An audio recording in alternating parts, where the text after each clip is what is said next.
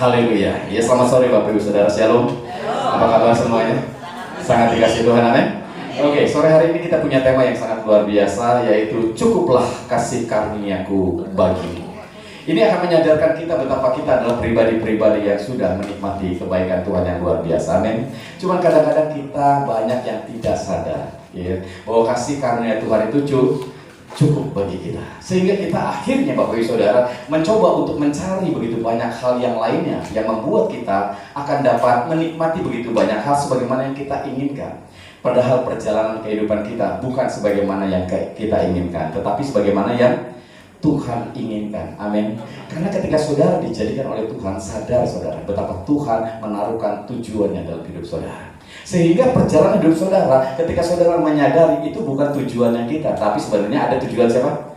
Tujuan Tuhan dalam hidup kita, amin. Sehingga kadang-kadang ketika kita gagal, ketika kita mengalami begitu masalah, kita merasa bahwa Tuhan tidak menyertai kita. Padahal di balik semua kegagalan yang ada, kelemahan kita, Tuhan punya tujuan, amin. Iya, sebagaimana Yusuf mungkin saudara lihat, kelihatannya dia gagal, kelihatannya dia menderita, kelihatannya dia menanggung begitu banyak kesalahan di dalam keberadaan hidupnya. Kenapa saya dibuang? Kenapa saya jadi budak? Kenapa saya masuk penjara? Kenapa saya mengalami aniaya seperti ini? Tapi di balik itu semuanya ternyata Allah punya tujuan. Amin. Jadi saya kalau kira-kira ternyata Allah punya tujuan dalam hidup. Amin. Kita kadang enggak sadar. Jadi saya kalau kira-kira sadar. Karena kita selalu dalam perjalanan hidup ini memaksa keinginan kita terus, saudara. Sampai akhirnya ketika keinginannya tidak tercapai, kita merasa Tuhan tidak beserta. Padahal Tuhan menyertai kita. Dia nggak pernah melupakan saudara. Itu sudah janjinya Tuhan. Makanya dia berkata, aku sekali-kali tidak akan membiarkan engkau. Aku sekali-kali tidak akan pernah melupakan engkau. Amin. Karena ternyata kita ini tidak menyadari bahwa ada tujuan Tuhan dalam hidup kita. Kita hanya menyadarinya bahwa kita punya keinginan yang harus terus dipenuhi. Jadi akhirnya kita memaksa keinginan kita terus, Bapak Ibu Saudara, sampai kita tidak menyadari bahwa ternyata ada tujuan Tuhan.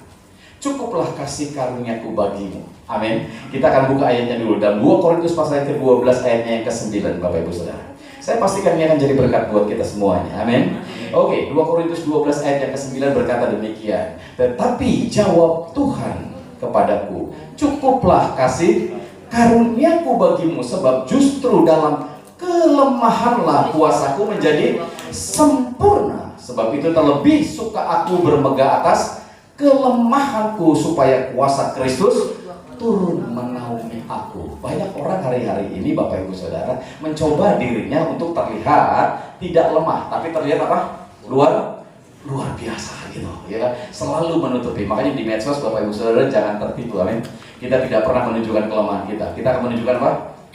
Kelebihan kita, kekuatan kita. Padahal bukan punya kita kadang-kadang. Ya. Kita selalu membawa diri kita seakan-akan kita kuat, padahal kita lemah. Bahkan lagi sedih pun kita akan menunjukkan sesuatu yang lucuan, padahal kita tertawa sambil menangis, Bapak Ibu Saudara, ya. Di medsos kita seringkali merasa bahwa orang lain hidupnya bahagia, kita enggak. Padahal orang lain melihat kita juga sama, Bapak Ibu Saudara. Mereka melihat kita seakan-akan bahagia, padahal enggak. Karena kita selalu menunjukkan yang baik-baik, ya. Sesuatu yang merasa bahwa walaupun kita bodoh terlihat pintar. Padahal kalau orang bodoh diam, katanya akan terlihat apa?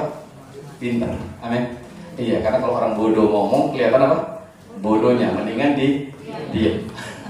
Jadi kalau orang bodoh diam kelihatan pintar. Tapi kita nggak bisa kayak gitu. Kita kalau pengen menunjukkan sesuatu yang seakan-akan kita pandai, seakan-akan kita bijaksana, seakan-akan kita kaya, seakan-akan kita luar biasa. Padahal semuanya hanya kamuflase. Dunia ingin seperti itu dan kita didorong untuk melakukan hal yang sama. Padahal firman Allah berkata, Bapak Ibu Saudara, enggak usah seperti itu. Sebab terlebih suka aku bermegah atas kelemahanku, supaya kuasa Kristus turun menaungi aku. Di saat kita merasakan kelemahan, di saat kita mengakui kelemahan, justru di situ kuasanya nyata. Amin. Iya, jadi saya nggak saudara, jangan takut kelihatan lemah, amin. Ya, karena di situ kekuatan Tuhan dinyatakan. Nah, ketika kita kita membohongi diri kita, menipu diri kita dengan itu semuanya, kita tidak merasa bahwa kita sedang membutuhkan Tuhan dalam hidup ini. Kita mencoba menutupi itu semuanya, Bapak Ibu Saudara. Dan kita coba melakukan itu semua dengan kekuatan kita sendiri. Sehingga kita lupa akan identitas kita, keberadaan kita yang sesungguhnya.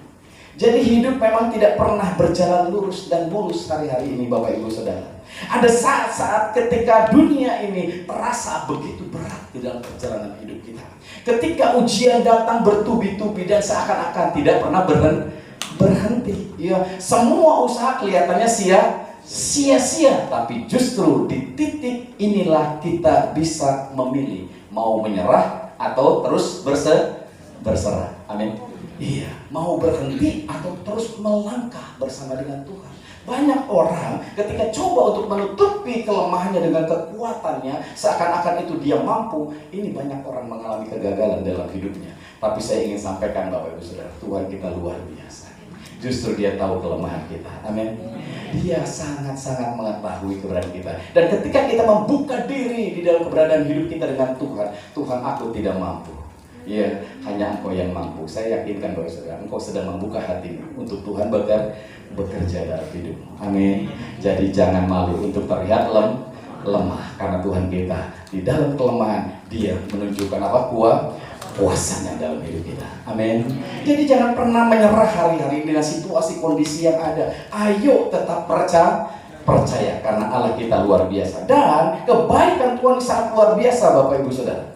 Kasih karena Tuhan itu ternyata dikatakan cukup buat kita. Ketika kita lemah, kekuatan Tuhan bahkan lebih dinyatakan dalam kehidupan kita. Bahkan ketika kita sudah tidak lagi berdaya, Bapak Ibu Saudara, kehilangan segalanya, tidak lagi mampu untuk berkata-kata banyak, karena kita mengalami begitu banyak masalah. Kita sampai nggak bisa ngomong saking banyaknya masalah. Nangis pun rasanya sudah kering air mata, Bapak Ibu Saudara. Tuhan datang dengan belas kasih-Nya untuk menyelamatkan kita. Inilah Tuhan kita yang luar biasa. Dan Dia ingin menyatakannya lebih dahsyat lagi. Bahkan ketika saudara dalam kelemahanmu, kegagalanmu, dosa-dosamu, Dia datang mati buat kita, Bapak Ibu Saudara. Menebus segala keberadaan hidup kita. Bukan ketika kita lagi kuat, bukan ketika kita lagi berdoa, lagi beribadah, lalu Dia rela mati buat kita karena kita orang baik. Nah, tapi justru ketika kita lemah, lagi banyak dosa, lagi gagal, lagi kayaknya nggak berdaya, Dia rela mati untuk menebus segala dosa dan kesalahan kita. Ayatnya kita buka, Roma pasal yang kelima ayat yang ke-8. Supaya saudara sadar bahwa engkau sudah hidup di bawah kasih karunia. Kasih karuniamu cukup. Ya, kasih karuniamu cukup, kata Tuhan. Itu saja yang kita perlukan. Itu akan membawa kita untuk dapat mengalami kemenangan yang luar biasa. Dikatakan Roma 5 ayat yang ke-8, akan tetapi Allah menunjukkan apa? Kasih-Nya kepada kita oleh karena Kristus telah mati untuk kita ketika kita masih berdoa atau berdosa? Berdosa, saudara. Ketika kita lemah, ketika kita lagi enggak berdaya, Tuhan saya lemah, banyak dosa, banyak kesalahan, tapi Dia rela mati buat kita. Wow, Dia Allah yang luar biasa. Kita nggak mampu untuk menyelamatkan diri kita. Dia datang, Bapak Ibu Saudara, menebus kita dengan kematiannya di atas kayu salib, supaya kita yang tidak mampu untuk menyelamatkan diri kita diberikan keselamatan yang luar biasa. Jadi pastikan, Bapak Ibu Saudara, hari ini apapun keberadaan saudara, berapa berat pun dosa saudara, saya ingin memberitahukan Yesus datang mati menebus segala dosa dan kesalahan saudara. Amin. Sehingga barang siapa yang percaya tidak akan binasa, melainkan beroleh kehidupan yang kekal. Jadi ketika kita percaya kepada Tuhan, engkau sudah dibenarkan, engkau sudah dikuduskan, bukan karena kita kuat, tapi karena memang kita lemah, nggak mampu. Tuhan saya menjalankan syarat-syarat agama saya itu nggak mampu. Doa puasa apalagi, kan gitu. Tuhan, ya kan gitu ya, nggak sanggup saya, ya. Tapi itu juga bukan yang menguduskan kita, amin. Karena yang menguduskan kita darah dari Yesus, amin. Jadi senggol kiri kanan saudara, ternyata kamu sudah dibenarkan, amin. Ya. Jadi siap-siap diberkati Tuhan, amin. Jadi kasih tepuk tangan yang luar biasa buat kita ya, Tuhan kita luar biasa. Kita lanjut di dalam Lukas pasal yang ke-7, Bapak Ibu Saudara. Ada sebuah kisah yang luar biasa. Nah, kadang-kadang kita ingin mendapatkan pertolongan Tuhan yang luar biasa, di mana kemenangan menjadi bagian dari kita, tapi kita merasa nggak layak, ya. Karena agama mengajarkan begitu banyak syarat buat kita. Kalau kamu mau disayang Tuhan, kamu harus lakukan ini, lakukan itu. Kita nggak bisa. Akhirnya kita merasa tidak layak disayang sama Tuhan, tidak layak diberkati sama Tuhan, karena saya masih banyak kesalahan Tuhan. Ya, seakan-akan saya nggak mampu untuk melakukan semua syarat yang ada. Tapi Tuhan, Dia menerima kita tanpa syarat. Kenapa saudara? Karena syaratnya sudah apa? Sudah dibayar oleh Yesus. Amin. Dia mati menebus segala dosa dan kesalahan kita, mengangkat segala kelemahan kita. Dia menebus hidup kita. Dia rela mati, ya, supaya kita yang mati dihidupkan. Dia yang benar rela berdosa supaya kita yang berdosa dibenarkan. Dia yang kudus rela kotor, hidup menanggung segala dosa kita. Biarin saya mati buat kamu kok, katanya gitu. Iya. Supaya kamu diselamatkan. Wow, itulah Yesus kita. Orang nggak paham dengan ini, makanya mereka sering ketawa. Kenapa Tuhan kok rela mati, ya kan gitu ya? Kok Tuhan mau lakukan itu? Padahal itu semuanya dilakukan karena kasih-Nya yang besar dalam hidup kita, supaya kita diselamatkan. Lukas pasal yang ke-7 ayat yang ke-11 kita buka di situ, Bapak Saudara. Ada sebuah kisah yang luar biasa. Yesus membangkitkan anak muda di Nain. Dikatakan di situ. Kemudian Yesus pergi ke suatu kota yang bernama apa? Nain. Murid-muridnya pergi bersama-sama dengan Dia, dan juga orang banyak menyertainya berbondong-bondong. Ayat yang ke-12. Setelah Ia dekat pintu gerbang kota, ada orang mati diusung keluar. Anak laki-laki, anak tunggal ibunya yang sudah janda. Dan banyak orang dari kota itu apa? Menyertai janda itu. Ayat yang ke-13. Dan ketika Tuhan melihat janda itu, tergeraklah hatinya oleh apa? Belas kasihan. Lalu Ia berkata kepadanya apa? Jangan menangis. Ayat yang ke-14. Sambil menghampiri usungan itu, Ia menyentuhnya, dan sedang para pengusung berhenti, Ia berkata, hei anak muda, aku berkata kepadamu apa? Bangkitlah. Amin. Jadi di sini ada sebuah kesaksian yang luar biasa, bagaimana orang mati dibangkitkan. Dan tahukah Bapak Ibu Saudara, enggak ada hal-hal yang diperbuat oleh janda ini untuk supaya mendapatkan kebaikan dan kemurahan Tuhan. Semuanya semata-mata karena belas kasihan Tuhan kita. Enggak ada sesuatu yang bilang, Tuhan tolong dong anak saya mati dibangkitkan.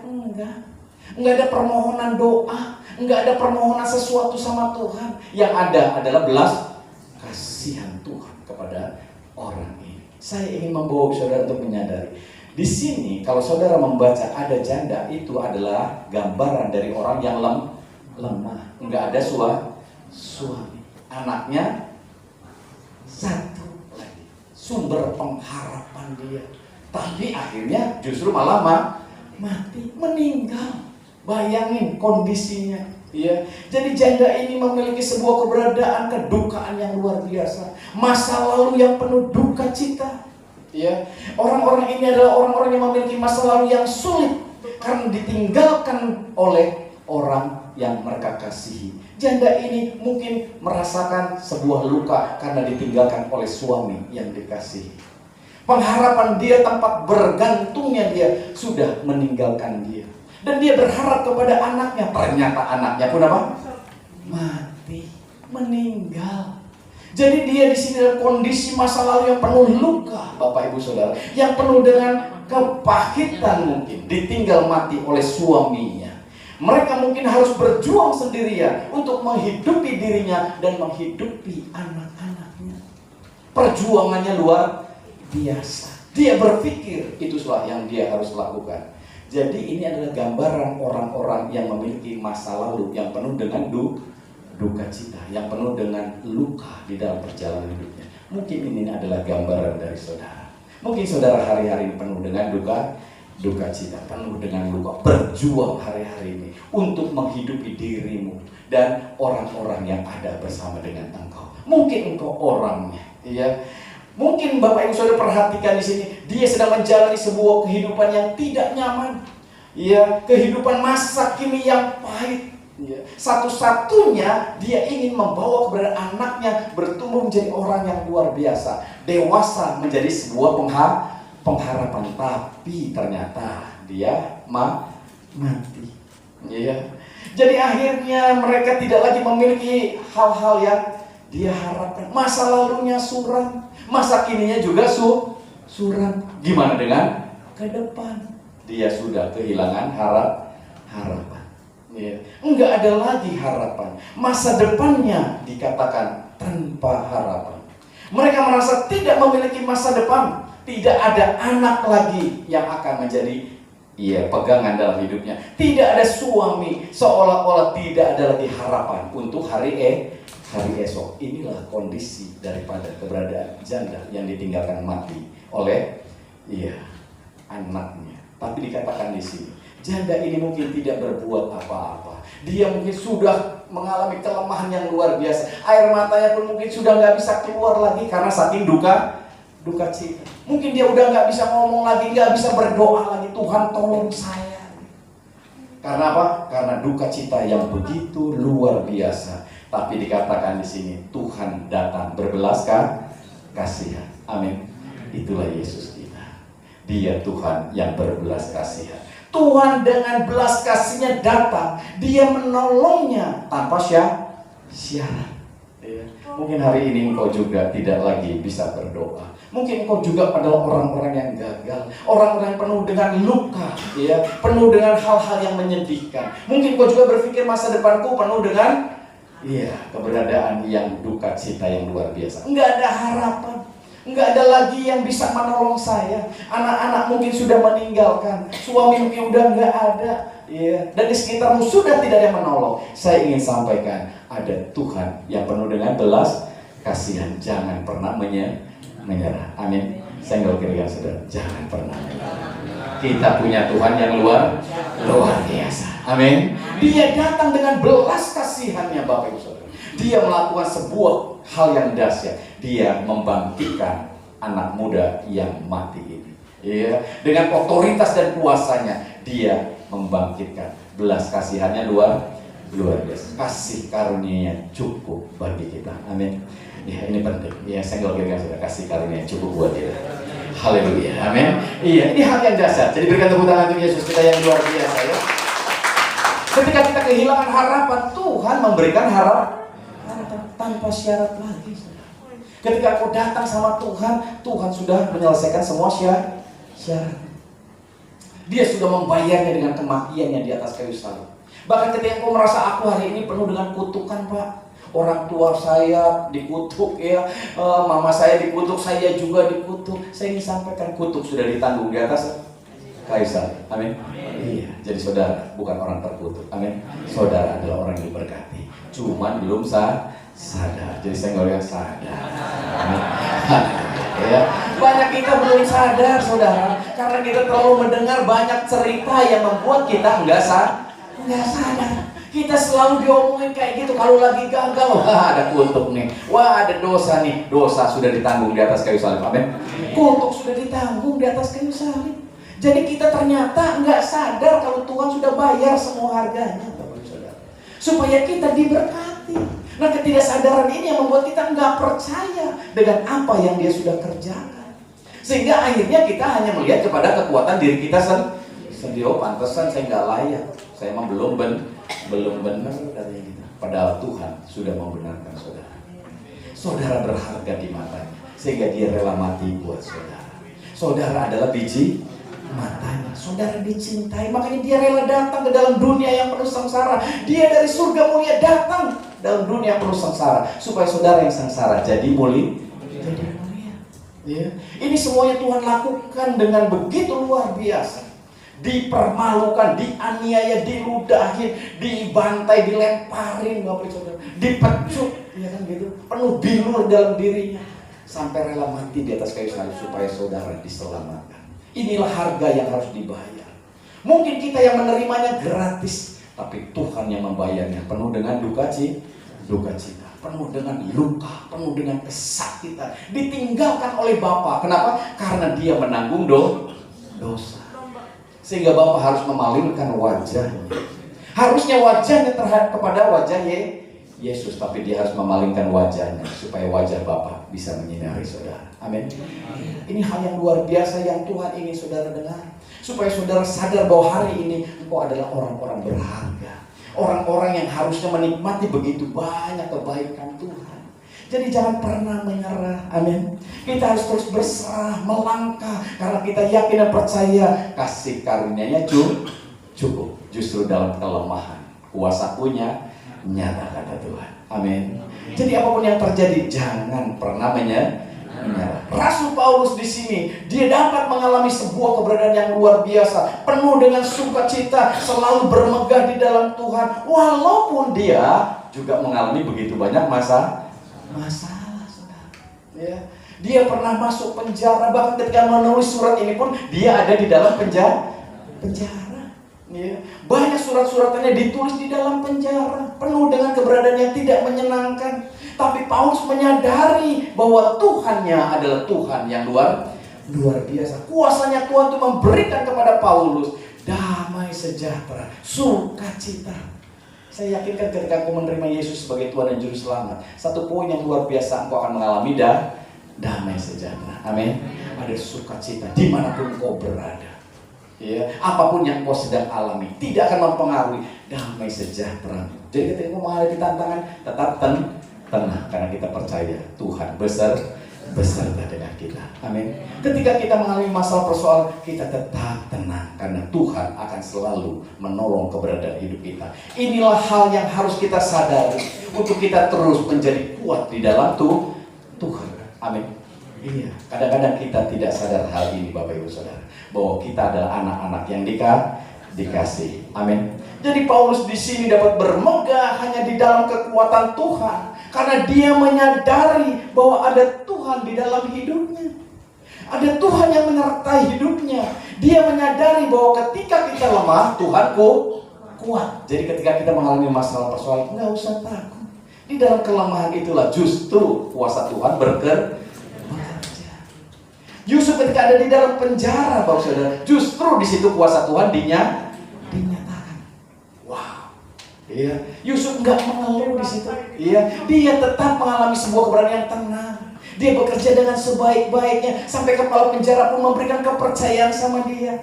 Iya, di dalam kondisinya yang seperti itu, dia tetap percaya Tuhannya adalah Tuhan yang luar biasa. Bahwa Tuhan menyediakan kekuatannya bagi hidupnya untuk bertahan menghadapi semua tantangan apapun yang dia alami. Demikian juga dengan Rasul Paulus.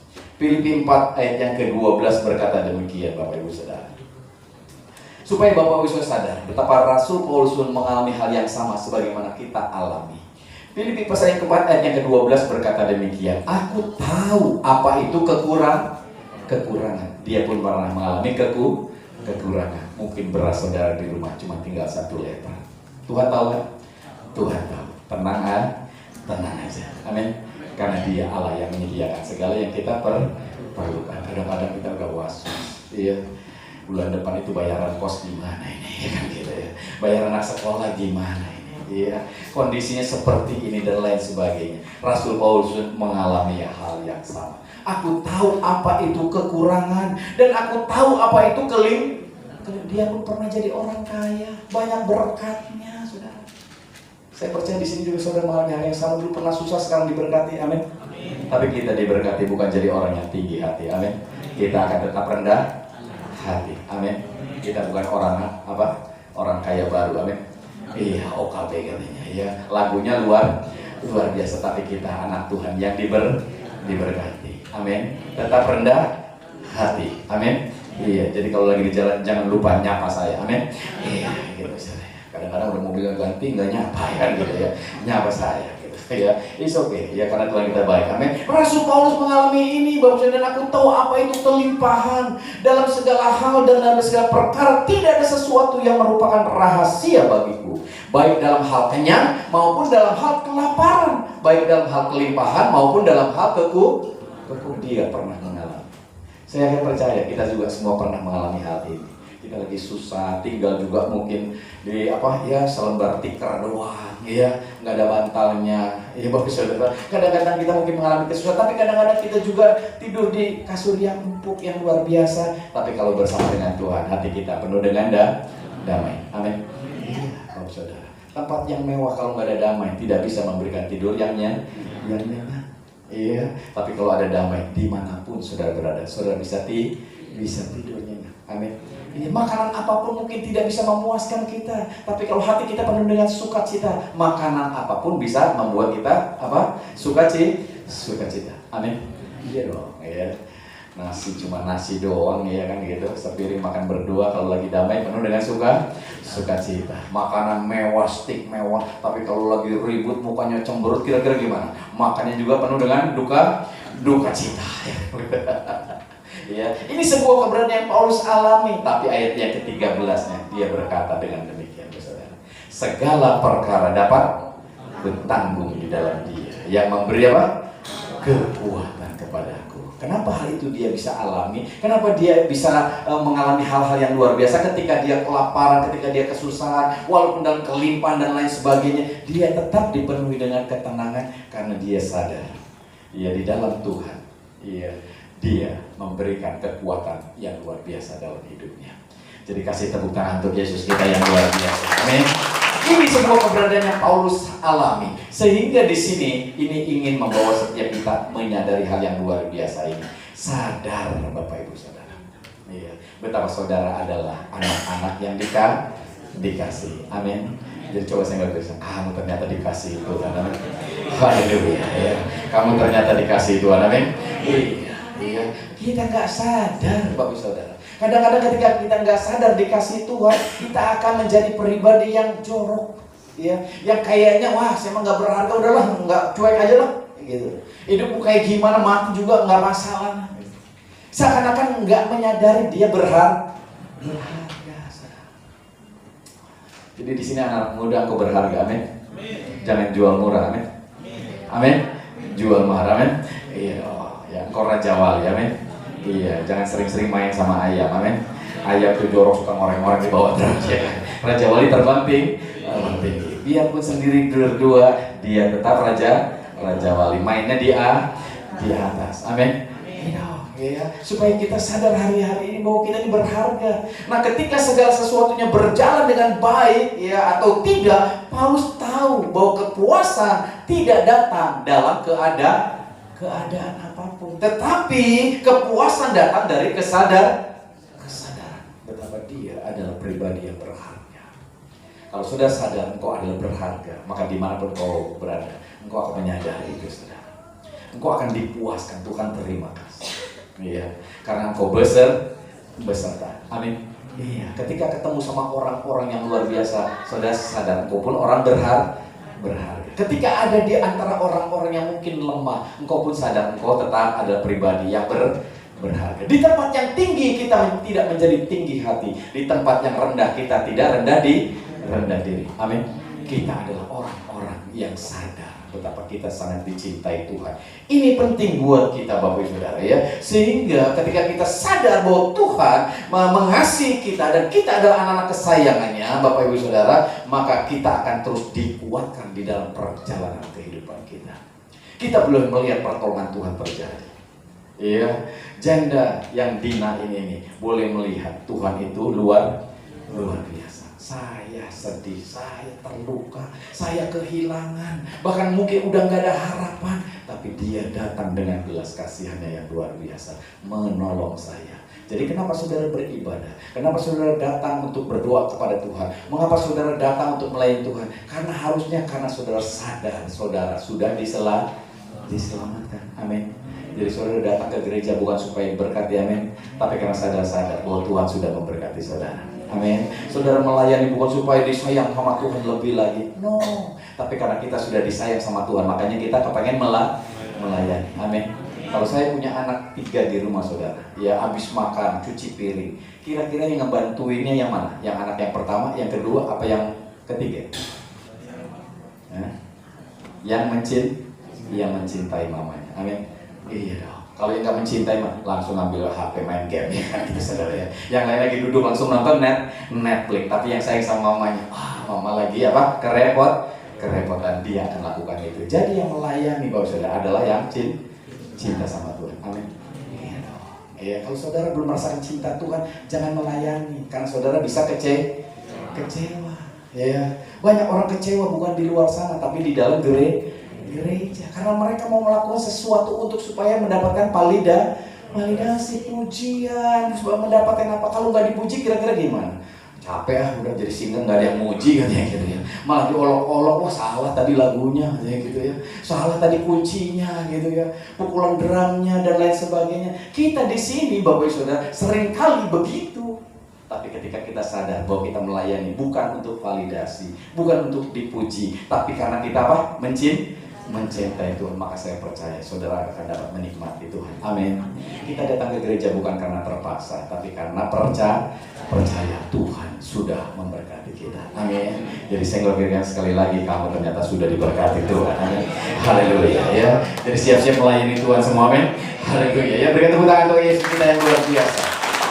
Ayo sekarang mulai ya, ketika kita menyadari kita sangat dikasih Tuhan, Tuhan sudah melakukan sesuatu yang luar biasa. Ayo coba membangun mentalitas kita ya dengan luar biasa. Jangan merasa saudara hari-hari ini menjadi orang yang yang merasa kalau udah gagal ini akhir segalanya. Ya, ayo kita jadi orang yang luar biasa. Gagal bukan akhir dari segalanya. Amin. Iya, karena dari kegagalan justru Tuhan akan memberikan kemenangan. Singgol kiri saudara, jangan takut gagal. Amin. Iya. Itu bukan akhir segalanya. Amin. Iya, gagal sekali, 2 kali, 1000 kali, terus bangun. Amin. Iya. Orang benar itu seperti itu Bapak Ibu Saudara. 7 kali dia jatuh, sekali lagi bangun lagi. Amin. Enggak pernah menyerah. Jadi jangan berpikir atau membangun mentalitas kalau udah gagal, wah ini akhir segalanya. No, belum. Amin. Apapun yang kau sedang bangun hari ini, kalau gagal, ayo bangun lagi. Amin. Bangun lagi. Gagal usaha, bangun lagi. Gagal pernikahan, bangun lagi. Gagal ngurus anak, bangun lagi. Apalagi saudara, gagal apapun, ayo bangun lagi. Jadi single grace saudara, bangun. Amin. Ya. Jangan terpuruk terus, bangun. Gagal sekolah, bangun lagi. Ya, gagal tes ujian, bangun lagi, coba lagi. Saya percaya Tuhan ingin kita mematahkan mentalitas, saudara. Gagal itu bukan akhir, supaya tidak disadarkan bahwa bersama dengan Tuhan, kegagalan itu, kelemahan itu bukan lagi sebuah akhir, tapi justru melalui kelemahan itulah Tuhan ingin menunjukkan kuasa. Ini penting untuk kita sadari, saudara. Setiap orang sukses itu pernah gagal. Amin. Enggak ada orang sukses yang enggak pernah gagal. Justru di dalam kegagalan itu dia mulai membangun lagi, melihat yang lemahnya mana, yang kurang bagusnya di mana. Ya, melalui kegagalan demi kegagalan, orang sukses itu maju lagi, bangun lagi, membentuk keberadaan yang lebih lagi. Ini penting buat kita. Mereka tidak pernah berhenti, mereka tidak pernah menyerah, mereka bangkit lagi, belajar lagi, mencoba lagi Bapak Ibu Saudara, supaya mereka menemukan keberhasilan itu dalam kehidupan mereka, kesuksesan itu di dalam kehidupan mereka. Demikian juga Bapak Saudara, ketika kita baca Alkitab, ini bukan berisi orang-orang yang sukses. Kebanyakan Alkitab itu berisi orang yang gagal. Bahkan semua orang yang ditulis di sini pernah mengalami kegagalan. Ya, Alkitab berisi bukan hanya orang-orang yang berhasil, tetapi orang-orang yang banyak mengalami kegagalan. Ya, orang-orang yang gagal, Bapak Ibu Saudara, tetapi mereka tidak pernah menyerah karena mereka percaya kepada Tuhan yang mengatur kehidupan. Kadang-kadang kegagalan itu bisa terjadi karena kita memaksakan keinginan kita, bukan sedang melakukan kehendak Tuhan. Tapi Tuhan punya rencana dalam hidup. Gagal bukan akhir dari segalanya. Justru bisa jadi awal dari sesuatu yang lebih besar. Amin. Gagal di sono, bangun di sini. Gagal di sini, bangun di sana. Tuhan punya rencana dalam hidup saudara. Enggak usah gampang menyerah. Jika kita sedih, ayo menangis. Enggak apa saudara. It's okay. Ya. Karena berkat Tuhan bisa datang kapanpun dan di mana. Lagi sedih ya sedih aja. Lagi senang ya senang aja. Karena kadang-kadang orang ada pemasukan begini, jangan terlalu senang lah, ntar bentar lagi sedih. Ya begitu saudara. Jadi kita lagi senang takut, iya gitu ya. Lagi sedih jadi apa? Nggak senang udah pasti kan gitu. Ini lagi senang aja udah takut sedih katanya gitu. Ya senang aja is okay. Lagi sedih nangis saja. Oke, amin. Iya, karena berkat Tuhan bisa datang kapan pun. Percaya nggak berkat Tuhan bisa datang kapan pun? Amin. Iya. Ketika saudara tidak nyangka, ketika saudara nggak duga, wah dulu saya pikir nggak bakal berhasil, wah dulu saya pikir wah begini begitu, tapi ternyata Tuhan bisa memberkati kita dimanapun, kapanpun. Amin. Bahkan Yusuf di dalam penjara diberkati Tuhan, bisa ketemu sama 2 orang juru masak dan juru minum. Akhirnya dia berjumpa dengan raja, akhirnya dia jadi orang nomor 2 di sana. Memimpin, menolong, menjadi berkat bagi saudaranya, menjadi berkat bagi bangsanya. Wow. Orang yang dianggap gagal bisa menjadi berkat. Amin. Iya, jadi hari-hari ini jangan pernah putus asa. Berkat Tuhan bisa datang kapanpun. Amin. Jadi single sadar, jangan putus asa. Amin. Iya, berkat Tuhan bisa datang dimanapun. Amin. Iya, ya. Suatu ketika kadang dikisahkan bagi saudara ada seorang janda, dia lagi berduka cita. Iya, udah kehilangan suaminya, anak-anaknya juga mengalami masalah, usahanya mengalami masalah, dia kepengen nangis gitu loh. Nangis di rumah nggak enak, ya. Nangis di jalan dia malu. Jadi akhirnya Bapak Saudara, dia pas kebetulan lagi lewat ada rumah duka di situ. Ya, pas kebetulan ada orang yang berduka, dia masuk ke situ. Karena kalau nangis di rumah duka pasti apa?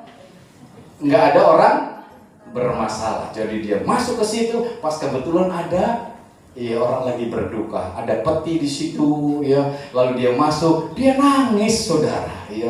Di depan peti itu dia nangis, wah dia senang, dia keluarin nangis, unek-uneknya gitu ya. Wah senang banget karena nggak ada orang komplain, dia nggak malu karena wajar dong nangis di rumah duka. Waduh Tuhan, ya nangis banget dia, pokoknya melampiaskan kesedihannya. Ketika lagi nangis itu tiba-tiba ada 2 ibu-ibu datang berbisik sama dia. Nangisnya tiba-tiba berhenti, saudara. Berhenti. Kira-kira apa yang dibisikin ya? Saudara mau tahu apa yang dibisikin? Ya, dia lagi dibisikin. Udah, jangan terlalu nangis.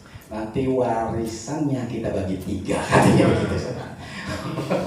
Jadi ternyata ibu-ibu ini disangka apa? Istri keberapa? Istri ketiganya lagi nangis. Jadi nanti kita bagi 3 ya. Itu di sana ada kantong tuh 10 juta, kamu ambil aja dulu ya kan begitu ya. Nanti besok kita bagi bertiga ya. Pulang bawa duit berapa? 10 juta. Puji Tuhan, ternyata berkat bisa datang di mana saja. Haleluya. Ya saya kira saudara jangan terlalu sedih ya.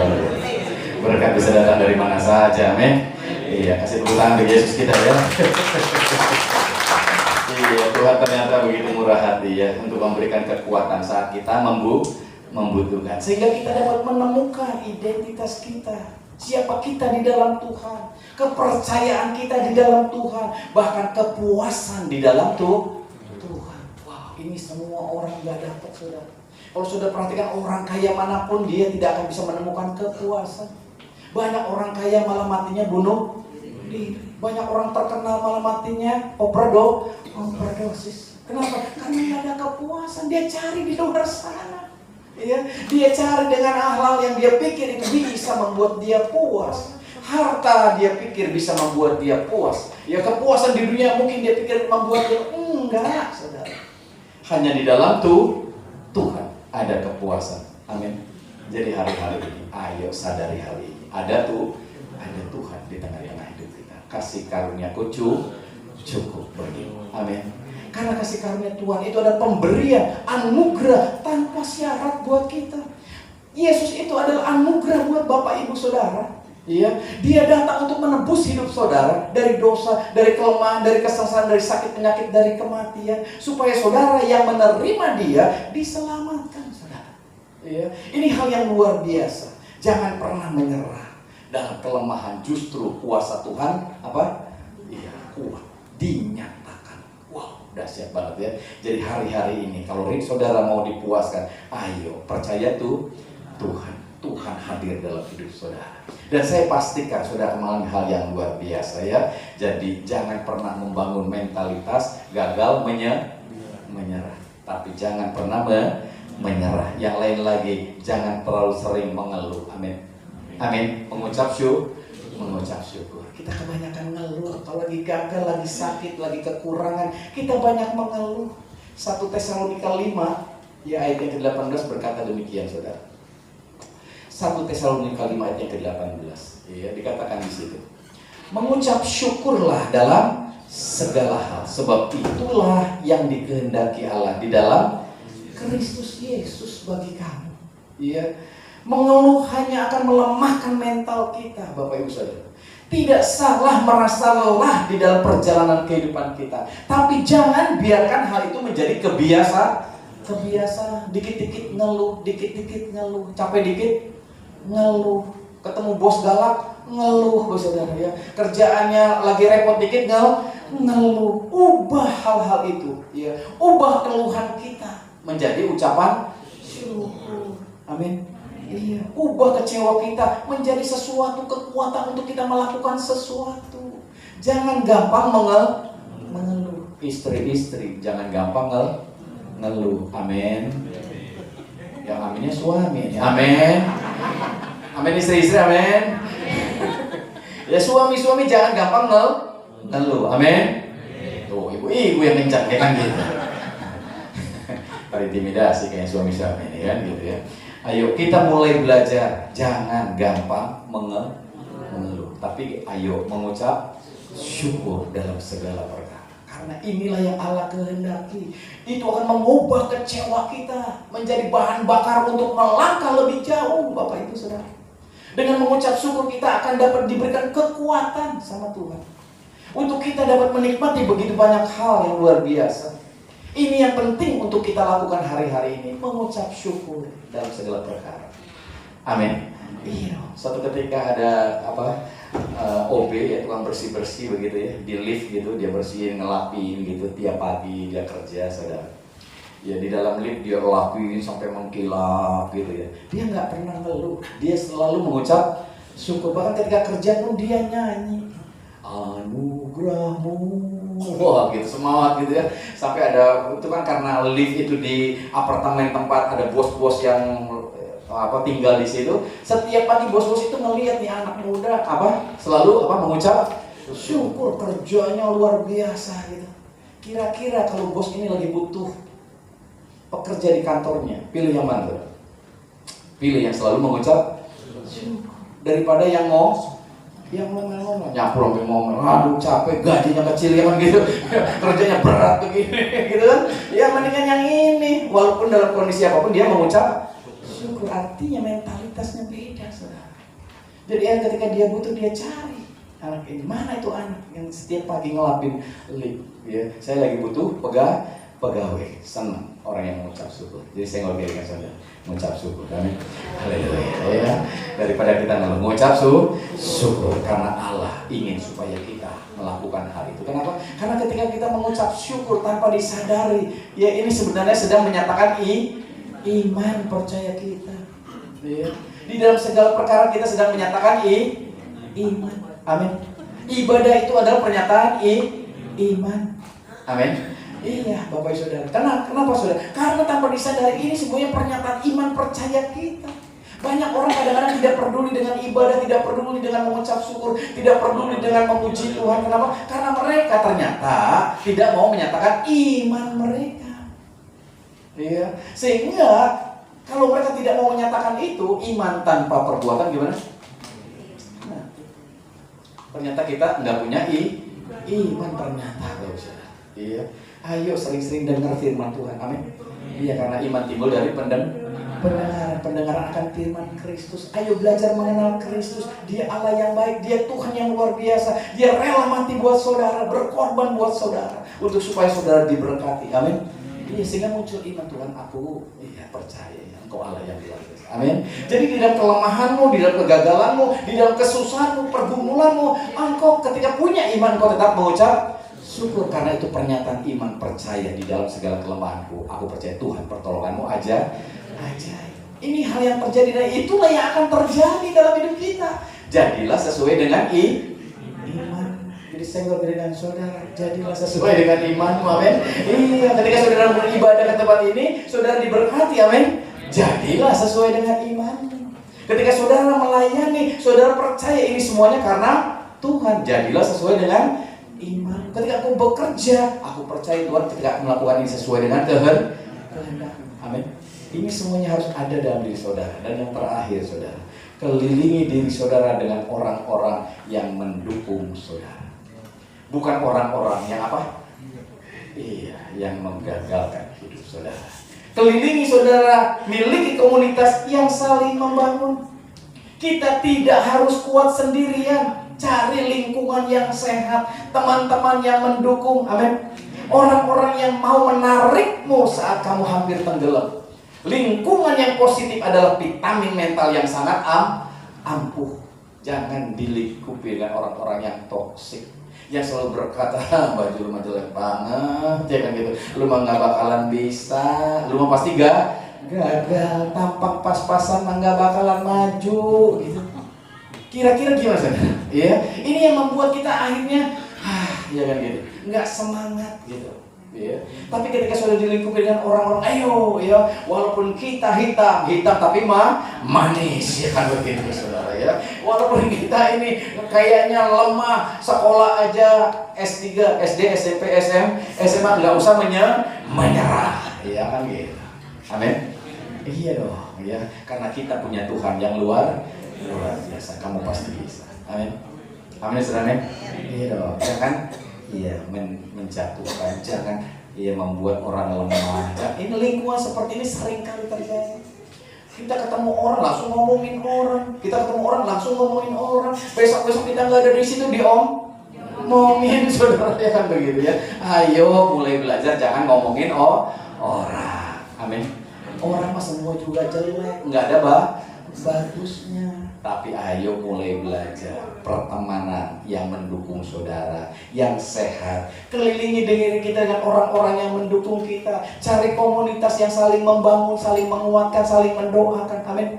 Iya, bukan saling menjatuhkan, bukan saling ngomongin, bukan saling membinasakan saudara. Ini sebuah kebenaran yang harusnya kita miliki. Inilah yang Tuhan maksudkan ketika kita berkata bahwa kasih karunia yang sudah cukup itu semuanya bagi kita. Amin. Inilah yang kita perlukan hari-hari ini, Bapak Ibu Saudara. Mempercayai Tuhan, ya, lebih dari segalanya. Menyadari siapa kita di dalam Tuhan. Kita adalah orang-orang berharga. Kalau saudara merasa dirimu berharga, saudara akan membangun orang lain juga yang tadinya lemah, gagal, merasa tidak mampu. Juga engkau akan berkata, engkau pasti bisa. Amin. Engkau pasti berhasil. Enggak usah takut. Maju terus. Enggak pernah menyerah, karena Tuhan kita luar biasa. Dalam situasi apapun, dalam kondisi apapun, Tuhan bisa memberkati kita. Bahkan di saat-saat kita lemah, Tuhan bisa memberkati kita. Enggak ada yang bisa menghalangi kita, saudara.